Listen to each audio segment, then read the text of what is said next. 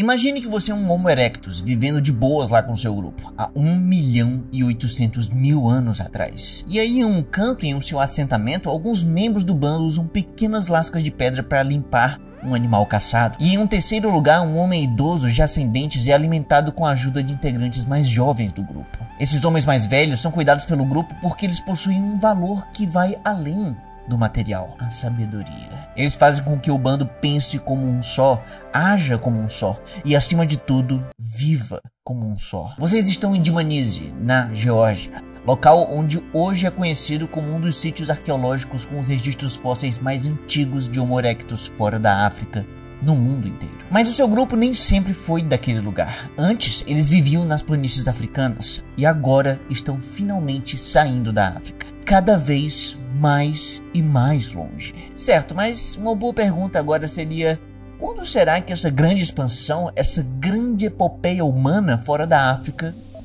realmente começou? Atualmente os seres humanos ocupam todas as partes do mundo, isso é um fato. Já deixamos nossas pegadas do extremo sul ao extremo norte do planeta, mas nem sempre o mundo foi assim. As primeiras espécies humanas surgiram na África e só depois começaram a se dispersar para outros continentes, como a Ásia e a Europa. Agora já as Américas foram ocupadas muito tempo depois desses primeiros passos fora da África, e apenas o Homo sapiens chegou no continente americano. Nenhuma outra espécie hominínia foi capaz disso. Hominínia? Sim, eu falei hominíneos e não hominídeos, e tem uma diferença. Durante muito tempo chamamos os seres humanos e os seus ancestrais, como os australopitecos, de hominídeos. Nessa época a gente também achava que os grandes primatas, como chimpanzés e bonobos, eram de outra família, os Pongidae. Mas acabamos descobrindo algo interessante. Os estudos avançaram e nós descobrimos que nós, os chimpanzés, os bonobos, os gorilas e os orangotangos não somos tão diferentes assim. Somos todos da mesma família, a grande família dos hominídeos. Tá, mas e aí? Nós jogamos todas essas espécies da mesma família? E agora? Como devemos nos referir apenas aos Homo sapiens e os seus ancestrais que se separaram dos chimpanzés? Tem um nome pra isso? Sim, é claro que tem. Os cientistas adoram dar nome pras coisas. Foi aí que surgiu o termo hominíneos, que se refere a um grupo menor, uma subfamília dentro da família dos hominídeos. Ou seja, todo hominíneo é um hominídeo, mas nem todo hominídeo é um hominídeo. Eu espero que tenha ficado menos confuso. Agora, seguindo. Cientistas como arqueólogos e paleontólogos têm encarado essa grande missão que é tentar reconstruir a grande jornada humana aqui na Terra. Muitas perguntas, inclusive, já foram respondidas, mas muitas outras seguem ainda sem respostas. E isso, de certa forma, meio que faz parte da beleza da coisa. Ah, mas então, qual foi a primeira espécie a sair da África? Quando ela saiu e para onde ela foi primeiro? Quais os equipamentos que ela carregava consigo e como que tudo isso foi possível? Para responder essas perguntas, muitos especialistas vão aos fósseis em busca das respostas. E, bom, nós também podemos ir até os fósseis e com eles começar a responder essas grandes questões da humanidade. E o primeiro lugar que devemos ir é para Dmanisi, na Geórgia. O sítio arqueológico de Dmanisi é estudado desde 1993. Nele, 5 crânios de hominídeos foram encontrados junto de ferramentas de pedra lascada. Essas ferramentas, em sua maioria, eram lascas e algumas pedras de rio de onde essas lascas foram retiradas. E os crânios de Dmanisi até hoje são motivos de discussão, porque eles variam bastante na sua forma. Alguns cientistas acreditam que as variações são resultado de uma diferença natural entre os sexos biológicos dos indivíduos. Agora, já outros cientistas acreditam que isso se deve a alterações causadas do rosto pela perda de dentes ou doenças dentárias. E tem ainda os pesquisadores que acreditam que os crânios no sítio pertencem a 2 espécies diferentes, o Homo erectus e uma outra espécie pouco conhecida, o Homo georgicus. Certo, mas quais são essas diferenças entre os crânios? Para começo de história, a cabeça desses hominídeos era menor do que a de outros Homo erectus. Além disso, essa região aqui em cima dos olhos tinha um osso pouco espesso. Além de tudo, o corpo deles também é pequeno e o fêmur não é torcido, o que significa uma adaptação para andar sobre duas pernas. E ainda temos outras evidências que apontam para uma pequena estrutura no quadril, sugerindo mais uma vez uma adaptação completa para andar em duas pernas. E o que chama mais atenção aqui no sítio de Dmanisi são as datas. Os fósseis foram encontrados entre 1.850.000 anos e 1.780.000 anos atrás. Sendo assim, meus amigos, o registro humano feito fora da África mais antigo de todos. Ou pelo menos até o momento. Acontece que a história não acaba em Dmanisi. Na verdade, o sítio arqueológico de Dmanisi se relaciona bastante com um outro sítio, o sítio arqueológico de Java. Java é uma ilha localizada na Indonésia, no sudeste asiático. As primeiras descobertas na ilha foram feitas em 1981 pelo paleoantropólogo holandês Eugene de Boer. Ele encontrou um topo de um crânio perto de uma vilazinha em Java, a vila de Trinil, e chegou até a nomear uma espécie nova, o Pithecanthropus erectus. Mas hoje sabemos que ela foi desconsiderada como uma espécie nova. Digamos que os especialistas bateram muita cabeça com esse crânio, que ficou conhecido como, na verdade, o Homem de Java. Porém, com o avanço dos estudos, acabaram classificando o fóssil como sendo de um Homo erectus e também conseguiram datá-lo entre 1.700.000 anos e 1 milhão de anos atrás. E aqui tem uma complicação nessa história, porque apesar dos fósseis da Geórgia e de Java terem idades próximas, as características anatômicas são bem diferentes. E uma possível conclusão disso é que as espécies mais primitivas que saíram da África, como encontrados na Geórgia, surgiram antes dos de Java, com algumas mudanças acontecendo no meio do caminho. Certo, mas agora vamos sair de Java e ir até a China, mais longe ainda. A China tem um registro arqueológico e paleontológico incrível. É um país conhecido por fósseis antigos em condições excelentes de preservação, tanto de hominíneos quanto de animais pré-históricos. E uma das evidências mais antigas desse país é o crânio de Gong Wanling, encontrado em Latian, um condado localizado no noroeste da China. Inclusive, esse crânio encontrado na China é maior do que o crânio encontrado em Dmanisi. O tamanho do crânio chinês é de 780 centímetros cúbicos, um tamanho parecido com o crânio do Homem de Java, e a sua datação é um pouco mais recente. Ele viveu há 1.630.000 anos atrás. Muito antigo, mas ainda assim é mais recente do que Dmanisi. Bem, ok, dá pra ver que o Homo erectus viajou bastante pelo mundo, mas isso não significa que ele era uma espécie tipo Forrest Gump pré-histórico que vivia correndo e migrando sem propósito nenhum pelo mundo. Não foi bem assim. Na verdade, o mais provável é que tenham tido várias ondas de migrações diferentes, de diferentes grupos, em diferentes momentos da história. E essas ondas poderiam ter sido motivadas por fatores naturais, como a migração de animais, e aí vão perseguindo eles. Pode ter sido talvez mudanças ambientais, uma escassez de recursos, pode ter sido muita coisa. Esse é só o início das evidências dessa incrível epopeia da humanidade. E existem vários outros fósseis que, mesmo sendo mais recentes, levantam questões importantíssimas sobre essa grande viagem dos hominíneos. Inclusive, alguns desses fósseis foram encontrados em uma ilhazinha bem curiosa na Indonésia. Eu estou falando da Ilha das Flores. Na Ilha das Flores, fragmentos de mandíbulas humanas foram encontrados num lugar chamado Mata Menge e foram datados em 700.000 anos. E esses fósseis têm muita similaridade com os fósseis encontrados em um outro ponto da ilha, a caverna de Liang Boa. E esses de Liang Boa são bem mais recentes e foram datados entre 98.000 e 77.000 anos atrás. E assim, um detalhe curioso disso é que essa espécie é bem pequena. Os fósseis revelam de 5 a 7 indivíduos diferentes, todos com um crânio de 417 centímetros e medindo apenas cerca de 1 metro de altura. Eu acho que eles não se dariam tão bem no basquete. Pois é, e por conta desse tamaninho pequenininho, os arqueólogos apelidaram carinhosamente esses ser humaninhos de hobbits.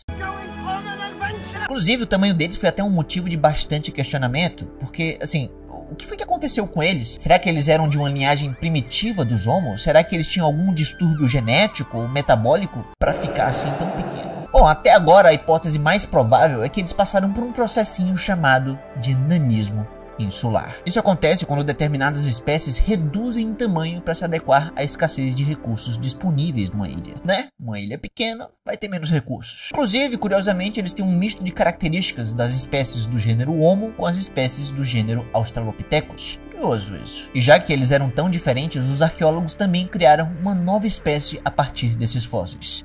Esse ficou conhecido como o Homo floresiensis. Tudo bem, eles eram pequenos, mas o tamanho não é documento, porque para pensar, nós estamos falando de que os Homo floresiensis, mesmo os mais recentes, ali de 98 mil anos a 77 mil anos atrás, chegaram na Ilha das Flores antes do Homo sapiens. Estamos falando de uma época em que a ilha já não tinha mais uma conexão com o continente. Ou seja, os carinha manjava das coisas. Parabéns, Homo floresiensis. Pois é, né? Então, ao que tudo indica, esses pequenos hobbits aventureiros já tinham algum domínio sobre as embarcações para terem colonizado essa parte do continente asiático. Ou pelo menos é o que especulam alguns cientistas. Beleza, isso foi um feito impressionante e a Ásia é grande e tudo mais, porém, ela não é o mundo inteiro. Saindo da Ásia e indo à Europa, temos outras evidências importantes. Inclusive, eu diria até mais importantes e mais recentes. Eu estou falando dos fósseis de uma espécie chamada Homo antecessor. Os primeiros fósseis dessa espécie foram encontrados na caverna de Atapuerca, na Espanha, e foram datados entre 1.200.000 anos e 800.000 anos. E depois disso foram encontrados fósseis dessa mesma espécie na Inglaterra, em Habsburg, e foram datados em 1 milhão de anos. Ou seja, essa espécie bem antiga de Homo já estava perambulando pelo extremo norte da Europa há mais de 1 milhão de anos. Mas como que eles conseguiram sobreviver ao frio dessa época? Deve ter sido difícil. Algumas evidências encontradas nas ferramentas de pedra lascada em Atapuerca sugerem que, naquela época, os seres humanos já fabricavam roupas. Tá, legal, beleza. Então o ser humano saiu da África há pelo menos 1.800.000 anos atrás. E aí colonizou a Geórgia, depois expandiu para a China e o Sudeste Asiático e ainda foi para a Europa. Entendi, mas será que é tudo isso que sabemos? Os fósseis são as únicas evidências que podem indicar a presença humana? Aí que tá, porque a resposta é não. Inclusive, agora as coisas complicam um pouquinho mais. Pedras lascadas por humanos também são evidências muito confiáveis, enquanto que os fósseis são mais difíceis de serem encontrados porque os ossos, bom, eles se decompõem. Agora, já as ferramentas não se degradam. Por isso os objetos são tão importantes. E agora, vamos ver o que eles nos têm a dizer. Show! Vamos agora falar então de artefatos. E começamos com um lugar muito intrigante. No Brasil. Foi daqui que os arqueólogos da Universidade de São Paulo, como os professores Walter Neves, Astolfo Araújo e a arqueóloga Gabriela Mingatos, foram à Jordânia. Juntos de outros arqueólogos brasileiros, eles começaram uma escavação. O local escavado foi um sítio arqueológico na formação geológica de Daquara, localizada no Vale de Zarqua. Essa região é escavada desde a década de 80 e tem uma grande concentração de artefatos lascados e rochas de onde as lascas foram retiradas. E isso é um prato cheio para a arqueologia. Em 2013 e 2016, essa equipe brasileira e italiana decidiu revisitar o local para aprofundar os estudos e entender melhor como que os artefatos estavam distribuídos ao longo do tempo. E isso só foi possível observando como que os artefatos estavam distribuídos nas diferentes camadas do solo. Eles encontraram então muitas lascas de pedras e as pedras de rios de onde as lascas foram tiradas. Essas pedras de rio são chamadas de seixos, enquanto que as lascas que são tiradas delas são chamadas de núcleos. Os pesquisadores coletaram esses materiais, dataram eles e descobriram que a ocupação humana ali ocorreu há incríveis 2.520.000 anos. Isso é muita coisa. E essa é, até hoje, a data mais antiga de artefatos produzidos por humanos fora da África. Isso, sinceramente, é incrível, porque, caramba, se você é um brasileiro que gosta de ser arqueólogo um dia e estudar evolução humana, mas pensa que não vai encontrar muitos materiais aqui no seu país, olha bem para esses brasileiros fazendo história mundial na Jordânia. Isso é incrível. E da Jordânia voltamos para a China. É claro que lá na China teriam importantes artefatos também. Vocês, inclusive, lembram que na China foi encontrado o fóssil de Gongguanling, que foi datado de 1.630.000 anos e classificado como Homo erectus? Bom, então, na China, artefatos encontrados no Loess Plateau, no sudeste do deserto de Gobi, no centro-norte da China, apontam para uma ocupação humana no país há 2.100.000 anos. Uau! Inclusive, esses artefatos foram encontrados até com uma certa facilidade, porque eles estão localizados em camadas de terra com sedimentos bem fininhos. E aí, os artefatos maiores, formados a partir de pedras do rio, acabam se destacando. A datação deles foi feita em 2018 e trouxe essa idade de 2.100.000 anos, e outras que iam até 1.300.000 anos. Esses resultados foram bem importantes porque os outros artefatos bem antigos já tinham sido encontrados em outras partes da China, como a caverna de Longgupo. Lá, eles foram datados de 2.200.000 anos. Essa nova descoberta ajudou a comprovar que, de fato, os seres humanos, talvez até mesmo antes do Homo erectus, já estavam no Extremo Oriente há pelo menos 2 milhões de anos. Isso é fascinante. E depois de ter viajado à Jordânia e voltado à China, vamos continuar voltando e voltar para outro lugar que nós já passamos hoje. Vamos voltar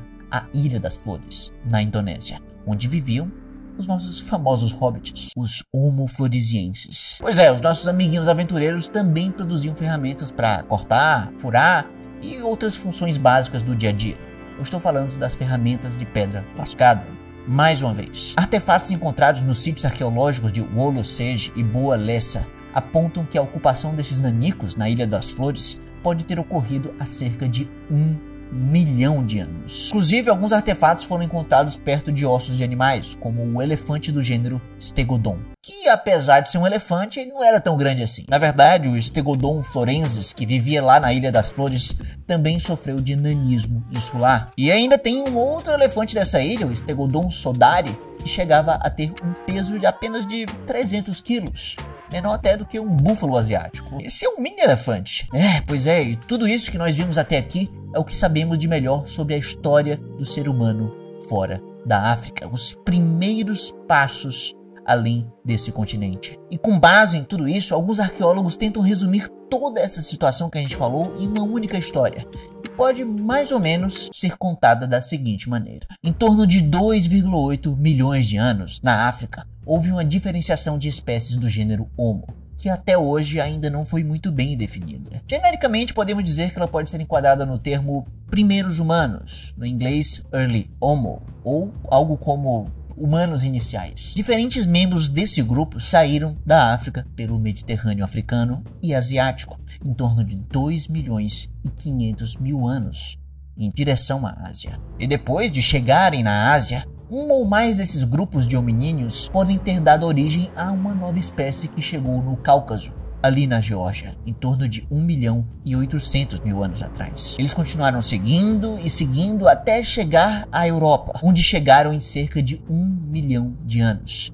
Alguns grupos podem ainda ter voltado para a África, e enquanto isso, hominíneos de baixa estatura continuaram a se expandir na Ásia, possivelmente em múltiplas ondas de migração. E em torno de 800 ou 700 mil anos, representantes desse grupo penetraram nas ilhas do sudeste da Ásia, onde surgiu o Homo floresiensis, como resultado do nanismo insular. Porém, isso não significa que a história toda esteja encerrada. Mesmo sabendo de todas essas evidências, algumas perguntas ainda seguem em aberto. À medida que nós desvendamos os segredos do passado, também nos deparamos com novas perguntas, desafios e possibilidades. A história da humanidade é uma narrativa em constante evolução, e cada descoberta nos leva mais perto de compreendermos nossa própria jornada e identidade. Fato é que ainda há muito o que descobrir, e os arqueólogos e paleoantropólogos seguem escavando, pesquisando e juntando as peças de quebra-cabeças que fazem a nossa história